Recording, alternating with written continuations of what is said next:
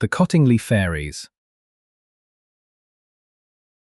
In the summer of 1917, while the fields of France ran with blood and the world tore itself apart, something quiet and impossible happened in a garden in the north of England.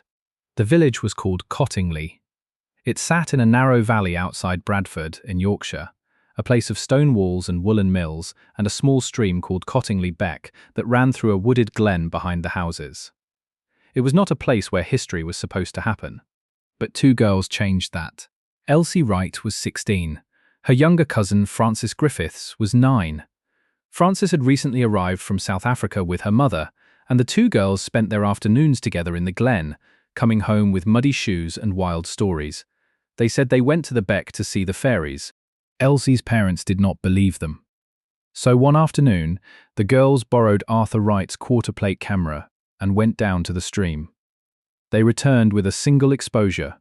When Arthur developed the glass plate that evening, he saw his daughter's cousin seated on the bank, chin resting on her hand, gazing calmly at the camera. While in the foreground, 4 tiny winged figures danced in sharp focus among the grass.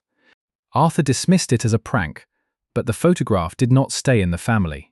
It traveled, it reached Edward Gardner, a leading figure in the Theosophical Society, who saw in it confirmation of everything he believed about the unseen world, and Gardner, in turn, showed it to the most famous storyteller in the English-speaking world, Sir Arthur Conan Doyle, the creator of Sherlock Holmes, a man who had built an empire on logic, evidence, and deduction, looked at the Cottingley photographs and believed.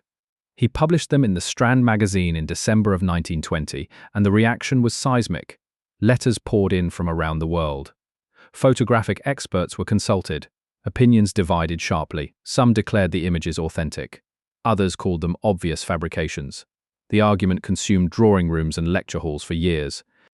Over the following months, the girls produced 4 more photographs. Fairies offering a posy of flowers, a fairy suspended in mid-leap, a figure with translucent wings perched beside Elsie's nose. Each image was examined, debated, attacked, and defended.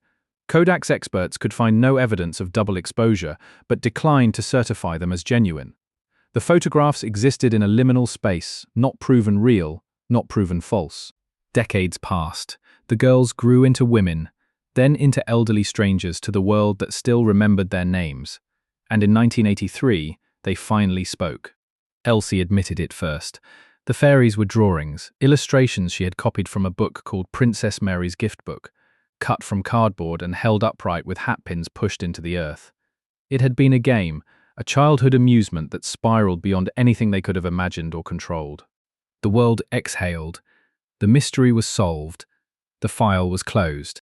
Except for one detail. Frances Griffiths never fully recanted. She agreed that the photographs were staged, but she insisted, calmly, consistently, and without any apparent motive for deception, that the fairies themselves were real. She said that she and Elsie had genuinely seen them in the glen, that the photographs were born not from imagination, but from frustration, because the adults refused to believe what the girls had witnessed with their own eyes. She maintained this position until the day she died, and so the Cottingley affair does not end the way we expect it to. The hoax is confirmed, the cardboard and the hatpins are accounted for, but the original claim, the claim that started everything, was never retracted.